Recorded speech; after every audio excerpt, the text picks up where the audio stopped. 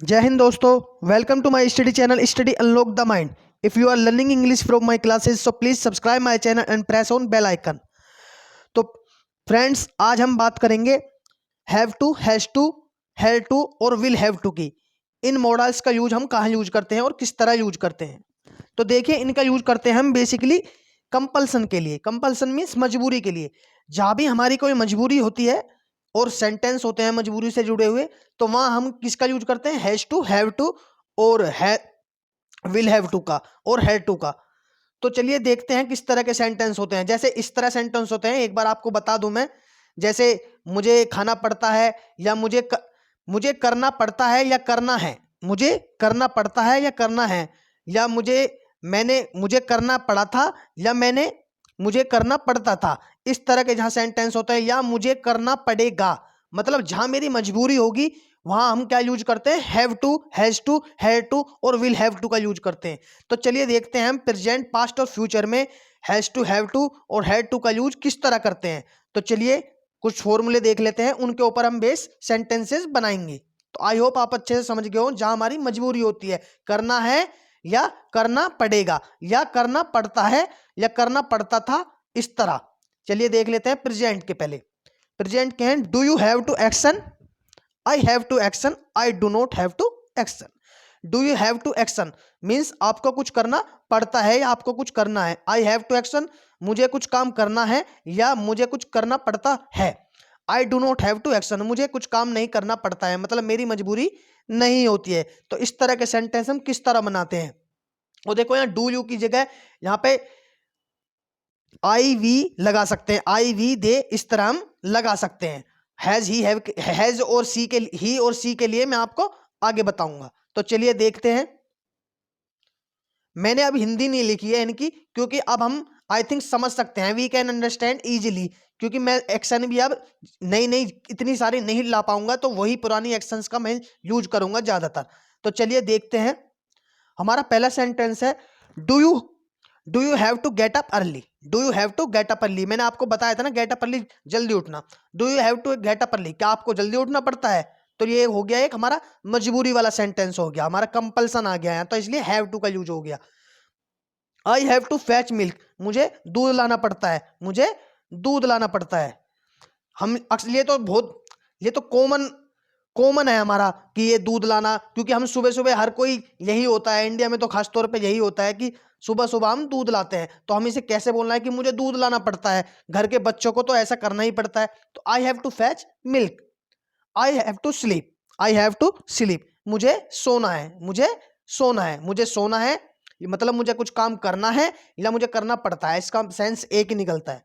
I do not have to make the coffee, मेरी मजबूरी नहीं होती कॉफी बनाने की, या मुझे कॉफी नहीं बनानी पड़ती है, मेरी मम्मी जी बना लेती हैं coffee. My mummy makes the coffee, इस तरह बना सकते हैं, माई मम्मी मेक्स द कॉफी। ये आई एक्शन वाला हो गया, ही या सी एक्शन, एक्शन प्लस एस या एस वाला। चलिए अब देख लेते हैं पास्ट में हम हैव टू का यूज कैसे करते हैं, और पास्ट में हैड टू भी आ जाता है। तो हमारे पास्ट के हैं, did you have to action, did you have to action. Next है हमारा formula, I had to action. देखो यहाँ हैड क्यों आया? हैड टू इसलिए आया क्योंकि हैव को हम फिलहाल एक एज ए क्रिया यूज कर रहे हैं, एज ए वर्ब यूज कर रहे हैं। तो जब हम एज ए वर्ब यूज करते हैं किसी को, तो मैंने आपको बताया है कि जब भी पास्ट की बात करते हैं तो हम वर्ब की हमेशा सेकंड फॉर्म लिखते हैं। तो हमारी यहाँ प्राइमरी जो वर्ब है हमारी क्या है? हैव है। तो हम हैव की सेकंड फॉर्म किसका यूज कर रहे हैं? हैड का यूज कर रहे हैं। तो आई हैड टू एक्शन, मुझे कुछ काम करना पड़ता था या मुझे कुछ काम करना पड़ा, तो ये मेरी मजबूरी थी। I did not have to action, मुझे काम नहीं करना पड़ता था कुछ। चलिए इसके ऊपर देख लेते हैं हमारे sentences. Did you have to go to jail, क्या तुम्हें जेल जाना पड़ा था? क्या तुम्हें जेल जाना पड़ा? कभी कभी हो जाता है, किसी से पूछ ले, किसी के साथ इंसिडेंट हुआ हो, तो हम उससे पूछते हैं did you have to go to jail, क्या आपको जेल जाना पड़ा था? तो वो बोलेगा yes, yes I had to go to jail, I had to go to jail. तो हम इस तरह बना सकते हैं कि मुझे जेल जाना पड़ा था। नेक्स्ट देख लेते हैं, I had to make the promise, मुझे वादा करना पड़ा था, मुझे वादा करना पड़ा था, मैंने वादा किया था, मेरी मजबूरी थी वादा करने की। तो ये इस तरह का सेंटेंस है। या मुझे वादा करना पड़ता था, इस तरह। I did not have to take food in lunch, I did not have to take food in lunch, मुझे लंच में खाना नहीं खाना पड़ता था, मुझे लंच में खाना नहीं खाना पड़ता था, क्योंकि मैं सुबह ही ब्रेकफास्ट कर लेता था, heavy breakfast. Because I did I took heavy breakfast, इस तरह हम बना सकते हैं, मैं ब्रेकफास्ट कर लेता था। चलिए नेक्स्ट देख लेते हैं, हमारे प्रेजेंट के हो गए, पास्ट के हो गए। अब देखते हैं प्रेजेंट में ही जहां हैज, जहां ही या सी आएगा उसके साथ किस तरह लगाना है हमें, तो ही या सी के साथ लगाते हैं। डज ही या she have to action, does he या सी हैव टू एक्शन, क्या उसे, या लड़के या लड़की किसी के लिए भी, क्या उसे ये काम करना पड़ता है। ही या सी हैज टू एक्शन, उसे ये काम करना है या उसे ये काम करना पड़ता है। ही या she does not have to action, देखो जब भी नेगेटिव आ जाता है तो वहां पे हैव आ जाता है, या इंटेरोगेटिव आ जाता है तो वहां पे हैव आ जाता है, और बाकी जब यहां सिंगुलर की बात हो, यहां अफर्मेटिव हो, तो यहां पे ओनली हैज आएगा। तो ये आप अच्छे से समझ लो, क्योंकि ये तो बेसिक रूल है ग्रामर के। चलिए देख लेते हैं इनके ऊपर base. Does he have to fold the clothes, does he have to fold the clothes, इसका मतलब है कि क्या उसे कपड़ों की तह लगानी पड़ती है। कपड़ों की तह लगाते हैं ना, जब हमारा बिस्तर होता है, सुबह उठते हैं तो उसकी सबसे पहले हमें तह लगानी पड़ती है, फोल्ड द क्लोथ्स। या वैसे भी हम तह लगाते हैं आयरन के बाद, आयरन करने के बाद, इस प्रेस करने के बाद। और नेक्स्ट देखते हैं, she has to go to shopping, she has to go to shopping, उसे शॉपिंग करने जाना है, उसे शॉपिंग करने जाना है। He has to come on time, उसे टाइम पर आना है, उसे टाइम पर आना है, ये लड़के के लिए बात हो रही है। उसे, या उसे ये भी बोल सकते हैं उसे टाइम पर आना पड़ता है, इस तरह भी बोल सकते हैं। Next, she does not have to tattle about others, she does not have to tattle about others, उसे दूसरों की चुगली नहीं करनी पड़ती, उसे दूसरों की चुगली नहीं करनी पड़ती। नेक्स्ट, यहां पे ये भी बता सकते हैं हम, उसे दूसरों की चुगली करने की जरूरत नहीं है, सेंस एक ही निकलता है। अब देखते हैं फ्यूचर में कैसा यूज होगा। फ्यूचर में आई थिंक ज्यादा यूज करते हैं हम, ज्यादातर प्रेजेंट में यूज करते हैं। I have to do this, I have to lunch, I have to breakfast, I have to go to college, I have to go to school, I have to go to library, इस तरह हम बहुत जगह use करते हैं। और ऐसे ही हम यूज करते हैं विल हैव टू का, कि मुझे ये करना पड़ेगा, I have to go to the station at time, इस तरह स्टेशन ऑन टाइम, इस तरह बोल सकते हैं। तो देखते हैं, will you have to action, will you have to action, क्या आपको ये काम करना पड़ेगा। I will have to action, मुझे ये काम करना पड़ेगा, कुछ भी, कोई भी action. I will not have to action, मुझे ये काम करना नहीं पड़ेगा। तो चलिए इसके ऊपर देख लेते हैं। ये आप 12 के 12 फॉर्मूले आप अच्छे से याद कर लेना, हैज टू और हैव टू। आई थिंक यही आपके लिए इनफ रहेंगे, इट्स इनफ फॉर यू। चलिए इसके ऊपर देख लेते हैं। Will you have to shoot them all, will you have to shoot them all, क्या आपको उन सबको मारना पड़ेगा, क्या आपको उन सबको गोली मारना पड़ेगा। ये हम एक पुलिस वाले से क्वेश्चन कर रहे हैं, we are questioning to police man, इस तरह। I will have to take the right decision, I will have to take the right decision, मतलब मुझे सही निर्णय लेना होगा, सही निर्णय लेना होगा, ये एक जज कह रहा है। I will have to take the right decision. You will have to dine out with me, you will have to dine out with me, इसका डाइन आउट का मतलब होता है रात का खाना बाहर खाने के लिए। डिनर जो हम बाहर खा के आते हैं डिनर, उसे हम डाइन आउट कहते हैं। जब भी हमें डिनर बाहर करना हो तो उसे डाइन आउट बोलते हैं। तो ये बोल रहा है, you will have to dine out with me, तुम्हें मेरे साथ बाहर डिनर करना पड़ेगा, ये कोई कह रहा है। Next, he will have to enter the room, he will have to enter the room, उसे कमरे में अंदर आना ही होगा। I will not have to face the audience, I will not have to face the audience, मुझे audience का सामना नहीं करना पड़ेगा।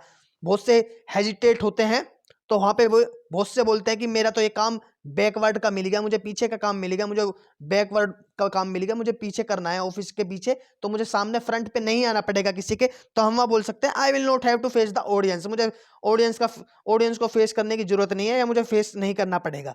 चलिए नेक्स्ट देख लेते हैं। You will not have to change the cover, आपको कवर चेंज करने की जरूरत नहीं है, किसी भी चीज का कवर हो सकता है, टीवी कार बाइक, इस तरह एटसेट्रा। तो आई होप आपको has to, will have to, had to और हैव टू का सेंस समझ में आया हो अच्छे से। जहां भी कंपल्सन होती है, हमारी मजबूरी होती है, वहां पे has to, have to, has to और हैड टू का यूज होता है, और विल हैव टू का। आई होप आपके अच्छे से समझ में आया हो। चलिए अब देखते हैं सेंटेंसेस ऑफ द डे आज के क्या है। आज के 2 सेंटेंस हैं।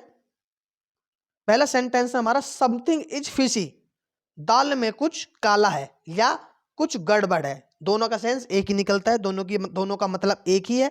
समथिंग इज फिशी, इसका मतलब दाल में कुछ काला है। कभी कभी हम ये बहुत जनरली बोलते हैं, हमें जब कुछ गड़बड़ सी लगती है किसी काम में तो हम वहां बोलते हैं समथिंग इज फिशी, दाल में कुछ काला है। तो हम यही बोलते हैं हिंदी में ही बोलते हैं अब तक, तो दाल में कुछ काला है जरूर, तो हम वहां बोल सकते हैं something is fishy.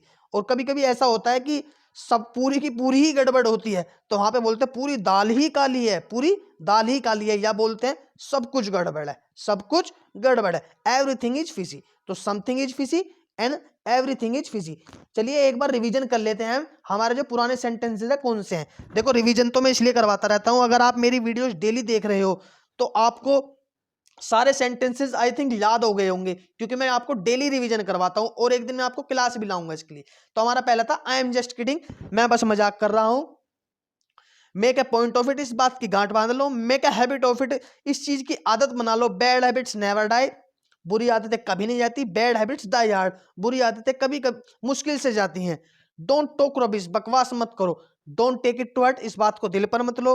Long time no see you, बहुत दिन हो गए आपको देखा नहीं। लॉन्ग टाइम नो चाउमीन, बहुत दिन हो गए चाउमीन नहीं खाई। Long time no chilli potato, बहुत दिन हो गए चिली पोटैटो नहीं खाए। ऐसी बहुत सारी रेसिपी हो सकते हैं या कुछ भी हमारा काम हो सकता है जो हमने बहुत दिनों से नहीं किया हो। लॉन्ग टाइम नो मीटिंग, बहुत दिन हो गए कोई मीटिंग नहीं हुई। Long time no conference call, बहुत दिन हो गए कोई कॉन्फ्रेंस कॉल नहीं की।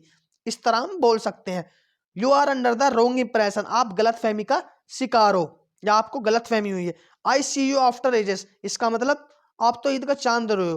और नेक्स्ट, माई माउथ इज वोटरिंग, हम डिलीशियस कोई भी हमारा जो फेवरेट खाना रहता है हम उसे देख के बोलते हैं मेरे मुंह में तो पानी आ रहा है, तो my mouth is watering. It's not my cup of T, ये मेरे बस की बात नहीं है, ये मेरे बस की बात नहीं है। जब भी हमारे कोई काम नहीं हो सकता हमसे तो हम ये बोल सकते it's not my cup of T, I can not do this work, इस तरह हम बोल सकते हैं। और नेक्स्ट क्या है हमारा, its share wastage of time, यह समय की सरासर बर्बादी है, यह समय की सरासर बर्बादी है। Its share wastage of time. और नेक्स्ट क्या है हमारा, it's not a big deal, it's not a big deal, मतलब ये कोई बड़ी बात नहीं है। और आज के हमारे सेंटेंसेस क्या है, समथिंग इज फिशी और everything is fishy. I hope you have got, और आज का आपको अच्छे से समझ में आ गया हो have to, has to, had to और विल हैव टू का यूज कहाँ होता है। जहां भी हमारी कंपल्सन होता है, मजबूरी होती है, उसके लिए यूज होता है। तो thank you so much guys, have a nice time all of you, good night.